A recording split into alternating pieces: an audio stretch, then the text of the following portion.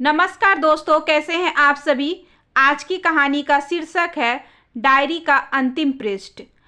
आज माँ को गए पूरा 1 माह हो गया। अभी अभी अनाथालय में बच्चों को भोजन कराकर लौटे हैं। गिरीश तो वहीं से ऑफिस चले गए। मैं थोड़ा आराम करने के विचार से लेटी ही थी कि माँ की बातें याद आने लगी।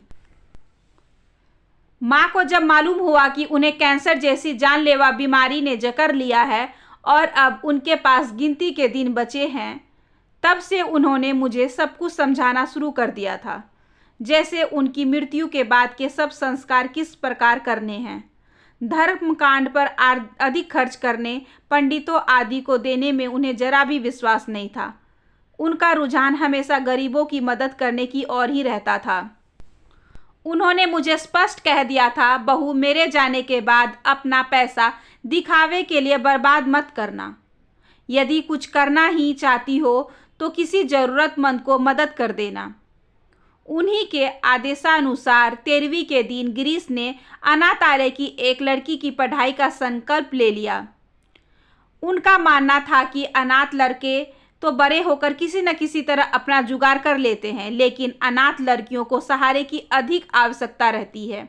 अतः हमने अगले 1 वर्ष तक लड़कियों के अनाथालय में हर महीने खाना खिलाने का संकल्प लिया था। माँ तो पापा को समझाती रहती थी, देखो जी, मेरे जाने के बाद अपनी सब दवाइयाँ यहाँ से खा लिया करिएगा। सुमेधा को अधिक परेशान मत करिएगा, उसे तो वैसे ही घर के ढेरों काम रहते हैं। मेरे सारे गहने बच्चों में बराबर बांट दीजिएगा। हाँ, सुमेधा को मेरा रानी हार अलग से दे दीजिएगा। देर सबेर घर से बाहर मत जाइएगा, बच्चे परेशान हो जाते हैं। माँ की इस प्रकार की भावुक बातें सुनकर पापा रोने लगते थे। गिरीश की माँ, तुम मुझे छोड़कर मत जाओ, यह सुनकर माँ भी रोने लगती। उस समय बड़ी कठिनाई से उन्हें सांत्वना दे पाते। माँ के जाने के बाद तो पापा किसी आज्ञाकारी बच्चे की तरह हो गए हैं। समय पर अपने सब कार्य कर लेते हैं, दवाइयाँ भी सब ठीक प्रकार से निकाल कर खा लेते हैं। यही वही पापा हैं जो माँ के बार बार कहने पर भी समय पर कोई काम करने को तैयार नहीं होते थे। सच, पापा को देखकर मन करुणा से भर जाता है। काश माँ पापा को छोड़कर ना जाती। माँ पापा का रिश्ता भी अनोखा था। छोटी छोटी बातों पर झगड़ने लगना और दूसरे ही पल घुल मिलकर हंसने बोलने लगना, मानो कुछ हुआ ही ना हो। मैं अक्सर गिरीश से पूछ बैठती कि क्या हम भी बुढ़ापे में माँ पापा की तरह हो जाएंगे। इस पर गिरीश मुस्कुरा भर देते। माँ रोज रात में डायरी लिखकर सोया करती थी। पूछने पर कहती, बहू, डायरी लिखने से नींद अच्छी आती है, मन भी हल्का हो जाता है।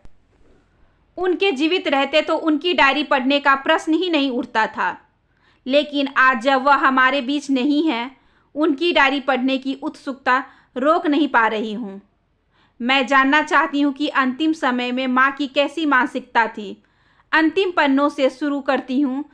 उस पर मृत्यु से 2 माह पूर्व की तारीख पड़ी है। उन्होंने लिखा है 12/2/2010।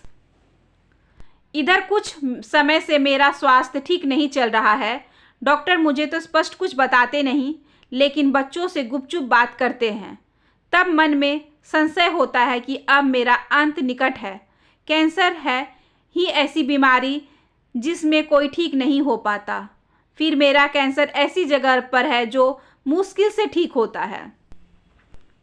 एक तरह से यह अच्छा ही है। यही तो मैं हमेशा से चाहती थी कि अपने पति के सामने इस संसार से विदा लूं। मांग में सिंदूर भरकर अर्थी पर ले जाया जाए। मेरे पति अपने हाथों से मेरा श्रृंगार करे। अब जब जीवन भर की संचित आशा पूरी होने को है, तब यह अगर मगर क्यों। बार बार मन में एक ही विचार उठता है कि संजना, तू तो मुक्ति पा जाएगी, लेकिन तेरे बाद इनका क्या होगा, कैसे संभालेंगे अपने आप को। यही चिंता मुझे खाए जा रही है। ऐसी मानसिकता लेकर कैसे मर पाऊंगी। आज तक ऐसा एक पल भी नहीं गया जब भगवान से मैंने अपने परिवार की मंगल कामना से इधर कुछ मांगा हो। मुझे याद है, जब मैंने जवानी की दहलीज पर पहला कदम रखा, तब माँ का पहला आदेश था, संजना, अब तुझे सावन के 16 सोमवार के व्रत करने चाहिए। इन्हें करने से लड़कियों को अच्छा घरवर मिलता है, साथ में अखंड सौभाग्यवती होने का वरदान भी। मैंने बड़े चाव से माँ के आदेश का पालन किया। विवाह के बाद के सारे व्रत, चाहे करवा चौथ हो या गंगोर पूजा, सबके पीछे बस एक ही भाव, अटल सौभाग्य। मैंने गौरी कवच मंत्र का जाप वर्षों तक नित्य बड़ी श्रद्धा से किया। सासू माँ के कहने पर अचल होई अहिवात तिहारा, जब लगी गंग जमन जलधारा, चौपाई का संपुट लगाकर कई बार रामायण का पाठ किया है। अतः हर सांस में साथ एक ही प्रार्थना की है कि मैं सौभाग्यवती ही मरूं। लेकिन आज जब प्रभु ने स्वयं मुझे बुलावा भेजा है, तब यह अगर मगर वह बेचैनी क्यों? बेचैनी का बस एक ही कारण है, इनका गिरता स्वास्थ्य, वृद्धावस्था एवं दिन ब दिन मुझ पर बढ़ती निर्भरता। नहाने से पहले कपड़े निकालने हो या कहीं बाहर जाना हो, बस एक ही पुकार, अरे भाई संजना कहाँ हो, जरा हमारे कपड़े तो निकाल देना। संजना अभी तक हमारी चाय नहीं आई, कब से टकटकी लगाए रसोई में निहार रहे हैं। हमारी दवाइयाँ कहाँ हैं? छोटी से छोटी बात मेरे बिना अधूरी है। देखा जाए तो हमारा भरा पूरा परिवार है, प्यार करने वाला बेटा, जान से ज़्यादा चाहने वाले पोता पोती और सबसे बढ़कर केयरिंग नेचर की बहू। इससे अधिक और क्या चाहिए भला? संजना तू मर भी गई तो क्या बच्चे अपने पापा का खूब ख्याल रखेंगे, यही भाव मुझे संभाले है। सुमेधा बहू की क्या कहूँ, सुबह का सारा समय बच्चों एवं गिरीश को अर्पित होता है। उनके कार्यों के चलते वह अपनी निजी आवश्यकताओं तक को अनदेखा कर जाती है। उन सब के जाने पर ही वह अपनी तरफ ध्यान दे पाती है। उस पर मेरी गैर मौजूदगी में अपने ससुर जी के पूरे काम सोचकर ही तो मेरा दिल बैठने लगता है। सुमेधा का काम क्या यहीं समाप्त हो जाता है? सुमेधा आज बिजली का बिल जमा करना है, फ़ोन के बिल की आखिरी तारीख आ गई है। गिरीश का कार स्टार्ट करते करते सुमेधा को माँ ने आदेश दे रहा होता है। यह सब के बाद भी बाजार हाट के हजारों काम सुमेधा की जिम्मेदारी है, क्योंकि ऑफिस जाने के बाद गिरीश क्या गिरीश रह जाता है, वहाँ तो बस वह होता है या फिर उसका काम। कुछ वर्ष पूर्व तो गिरीश के पापा बाहर के कामों में सुमेधा का हाथ बटा दिया करते थे। इनमें तो अब तक जब तक सामर्थ्य रहा, बहू को बाहर के काम करने को कहाँ दिए। लेकिन अब यह बाहर जाते हैं तो डर लगा रहता है कि कहीं गिर न जाए। जब तक आ नहीं जाते तब तक हम दोनों सास बहू को क्या चैन आता है। 20/2/2010। आज कई दिन बाद जरा तबीयत संभली है, सोचा थोड़ी मन की बातें लिख दूं। फिर समय मिले ना मिले, आजकल कितना कुछ मन में उमड़ता घुमड़ता रहता है। आज सुबह सुमेधा का हाथ थामकर अपने पास बैठाकर कहा, बेटी मेरी इच्छा अभी और कुछ दिन जीने की है। अपने लिए नहीं, बस तुम्हारे पापा के लिए जीना चाहती हूँ। यह मेरे सामने चले जाते तो तुम सब कुछ अकेले कैसे संभाल पाओगी? सच बताना बेटी, अब कितना समय बचा है मेरे पास? लगता है डॉक्टर तो बहुत जल्दी मचाए हैं। सुमेधा मुझसे लिपटकर रोने लगी। माँ आपको कुछ नहीं होगा, डॉक्टर अपनी तरफ से पूरी कोशिश कर रहे हैं ना। जहाँ तक पापा का सवाल है, आप उनकी बिल्कुल भी चिंता ना करें। आप अपनी बेटी पर इतना विश्वास तो कर ही सकती हैं ना कि आपके बाद मैं पापा को कोई भी कष्ट नहीं होने दूंगी। हाँ, आपकी कमी तो हम पूरी नहीं कर सकते। मैं और गिरीश पापा का पूरा ध्यान रखेंगे, यह आज आपसे मेरा वादा है। सुमेधा की बातें सुनकर मुझे सांत्वना तो मिली ही, साथ ही उस पर मुझे बहुत प्यार आया।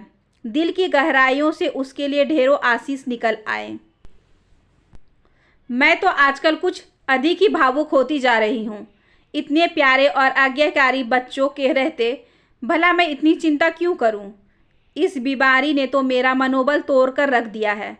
मुझे अपने आप को संभालना होगा, तभी तो मैं इस दुनिया में मोह माया से मुक्ति पा सकूंगी। सचमुच ही यह दुनिया छोड़ना बहुत ही कठिन होता है। मुझे लगता है कि अब जो काम मुझे प्राथमिकता पर करना है वह है गिरीश के पापा को मानसिक रूप से तैयार करना, जिससे मेरे जाने पर वह सहजता से ले पाए। बच्चों को इससे बड़ी राहत मिलेगी। अब लिखना बंद करती हूँ, आज थकान कुछ ज़्यादा ही लग रही है। कल सुबह कीमोथेरेपी के लिए अस्पताल भी तो जाना है। पता नहीं फिर कभी डायरी लिख पाऊँ या ना लिख पाऊँ। शायद यह मेरा लिखा डायरी का अंतिम पृष्ठ हो। माँ के द्वारा लिखा यह अंतिम पृष्ठ था जो उन्होंने अपने हाथ से लिखा था। डायरी पढ़कर मेरी आंखें भर आई। पिछला 1 माह इतना गहमा-गहमी भरा रहा कि कुछ सोचने का समय ही नहीं मिला। माँ की अंतिम दिनों की मानसिकता आज मैं उनकी डायरी पढ़कर जान पाई हूँ। पापा के प्रति उनका प्यार उन्हें मरने से रोक रहा था। भले ही उन्हें वैधव्य का दुख सहना पड़े, वे पापा के सुख के लिए जीवन भर से संचित विश्वास और मान्यता तक छोड़ने को तैयार थी। यही बातें तो एक स्त्री को विशिष्ट बनाती है। आज मुझे अपनी मम्मी की सहेली प्रियंवदा आंटी की याद आ रही है। वर्षों पूर्व उनके जवान बेटे का जबरदस्त एक्सीडेंट हो गया था। वह मरणासन अवस्था में अस्पताल लाया गया। उस समय आंटी की स्थिति हृदय विदारक थी। वह डॉक्टरों के सामने अपने बेटे को ठीक करने के लिए पैरों पर गिर गिर कर भीख मांग रही थी, लेकिन डॉक्टर इन्हें इतना भर आश्वासन दे पा रहे थे कि यदि हम इसे बचा भी पाए तब भी आपका बेटा अपने पैरों पर जीवन भर खड़ा नहीं हो पाएगा। इतना सुनकर वही आंटी जो अभी तक डॉक्टरों के सामने गिड़गिड़ा रही थी, आंखें मूंद प्रभु से प्रार्थना करने लगी, हे प्रभु, मेरे बच्चों को मुक्ति देना, इसे अपनी शरण में ले लो जिससे इसे नया जीवन मिल सके। प्रभु की लीला भी निराली है। वह तो मानो तथास्तु कहने को तैयार ही बैठी थे। इधर आंटी की आंखें खुली, उधर उनके लाडले बेटे ने अंतिम सांस ली। कहना न होगा कि उसके बाद आंटी ने जीवन भर प्रभु से कुछ मांगने के लिए आंखें बंद नहीं की। बेटे का गम उनके जीवन का नासूर बन गया था। आज भी प्रियंवदा आंटी का दुख याद करके रोंगटे खड़े हो जाते हैं। हमारे भारतीय समाज के व्रत त्योहारों के विषय में जब भी मैं सोचती हूँ तब मुझे तो यही लगता है कि यह केवल हमारे मनोबल को बढ़ाने के लिए बनाए गए हैं। इनका कोई भी वैज्ञानिक आधार नहीं है। मनुष्य इस दुनिया में एक निश्चित अवधि के लिए आता है, न कम न ज़्यादा। यदि व्रतों आदि में सत्यता होती तब क्यों असंख्य स्त्रियां असमय ही अपने पतियों को खो देती? उनके बच्चे असमय ही काल के गाल में समा जाते हैं। क्या उनकी माएँ अपने बच्चों की लंबी आयु के लिए व्रत उपवास नहीं करती? हाँ, इन सब बातों का हमारे जीवन पर मनोवैज्ञानिक प्रभाव तो अवश्य ही पड़ता है। दूसरे, ये हमारी भारतीय संस्कृति का अटूट हिस्सा है जिसकी जड़ें हमारे समाज में गहराई तक समाई हैं। माँ की डायरी पढ़ने के बाद से ही माँ की बहुत याद आ रही है। उनकी मुझसे बहुत सारी अपेक्षाएं थी, वह पापा का हाथ मेरे हाथ में सौंप गई हैं। उन्होंने मुझ पर गिरीश से भी ज़्यादा विश्वास किया। पापा भी तो माँ के जाने के बाद मानो आज्ञाकारी बच्चे बन गए हैं। कभी कभी तो मुझे बड़ा डर लगता है। हे प्रभु, मुझे इतनी शक्ति देना कि मैं माँ की अपेक्षाओं पर खरी उतर सकूं। आशा करती हूँ कि आज की ये छोटी सी कहानी आपको अच्छी लगी होगी। अगर अच्छी लगी हो तो please like, share and subscribe करें हमारे चैनल को। ज़्यादा से ज़्यादा शेयर करें और बेल आइकन को ज़रूर प्रेस कर लें ताकि अगली वीडियोज़ की नोटिफिकेशन आपके पास सबसे पहले पहुँचे। धन्यवाद।